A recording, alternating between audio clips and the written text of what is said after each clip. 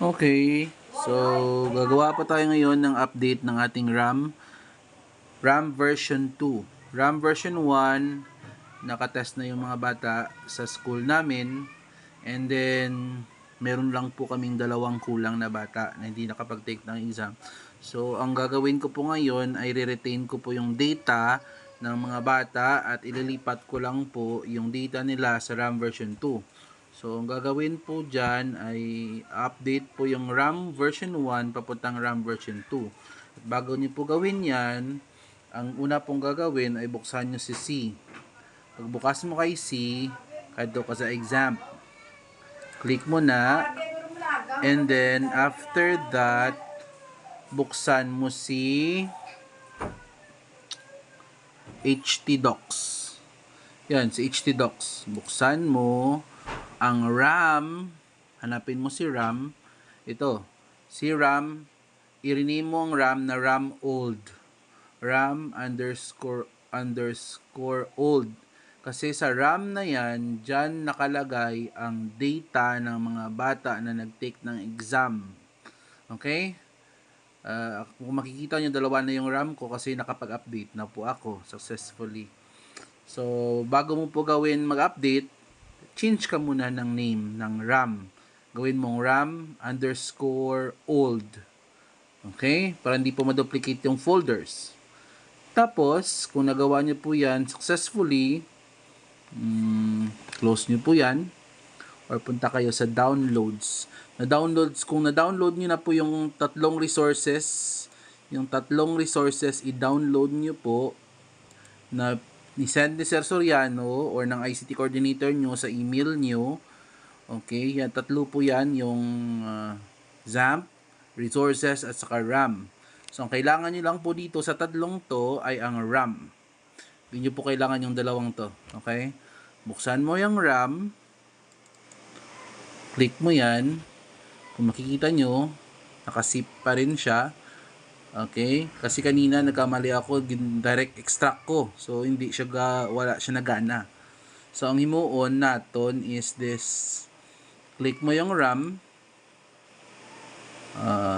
Tsaka yun, nakita nyo, nag-change na siya sa folder. Yung folder na RAM na yan, yun yung i-click nyo. I-click nyo yan. At saka extract to. Click extract to. Nan. Tapos, ang gagawin nyo, may ma-pop up nga mo ni siya nga folder nga anong tawag dito? Box. Okay, notification box or whatever. Okay? So, ang gagawin nyo po sa RAM na yan, hanapin nyo isi-save nyo yan kay Z. Buksan mo si C. Ito si Z, local disk C. Click mo yan. And then, pag click mo kay local disk C, hanapin mo si exam sa pinakamababa. Yun. Ito si exam. XAMPP. Si exam. Click mo yan. At saka hanapin mo si HTDocs. Si HTDocs. Click mo lang si HTDocs. Huwag mong buksan. Click mo lang. HTDocs. And then click OK. Kapag na okay na yan, may magpa-pop up na box again na nagda-download siya at papunta sa HTDocs. So, you're good to go na kapag ganun. Okay? Now, let's assume tapos na yung downloading mo. Tapos na yung downloading mo. Close mo na yan. And then, ang gagawin mo ay buksan mo si exam controller. Sa din mo makita si exam controller. Kadto ikaw sa C. Saan na ba yun? Yung C. Itaan mo naman si C liwat. Itaan mo si C. Tapos, kadto ka sa exam. Boom. Pag open mo kay exam, nitaon mo sa pinakadalom si exam control exe. Yan.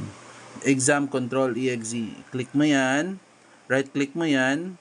Right click mo yan. Tapos run as administrator. Kapag na-click mo na yung run as administrator, ito yung lalabas. Ito. No. Exam control panel. Tapos, i-click mo si start. Kung okay yan, puro blue na pag wala error, good to go ka na. Okay? Wala error, good to go ka na. And then, after you're done with that, na-run mo na yung exam controller na si Apache kag si MySQL, kadto ka sa Google Chrome. Pagkadto mo sa Google Chrome, ibuksan niya ang i-prompt ya ka nga may magwa diyan nga i-type mo si localhost ram admin tapos enter. Tapos i-login mo lang yung old account mo sa version 1 at ito yung lalabas. Yun, kunwari hindi pa na-update. Tapos kung hindi pa updated, mga 5 lang dito at saka 5 din dito. I think and then, para i-update yan, click mo lang update RAM system. Kapag na-click mo na yung update RAM system, ito na yung lalabas. Marami na sila. Okay, madadagdagan tong sa gilid at sa ibaba. Sa taas ito. Dumami na sila. Okay? So, updated na. So, nandyan pa rin yung data ng mga bata. So, as you can see, kung titingnan natin yung dashboard. Okay. So, nandito pa rin yung data ng mga bata namin. Dito pa rin yung mga exams ng mga bata na na-download ko dati. EPP 4, Filipino 5, English 4. So, 16 subjects lahat na yan. Okay? So, you're good to go na. Pwede ka na mag-continue ng test sa mga bata na hindi pa nakapag-exam. Sana makatulong.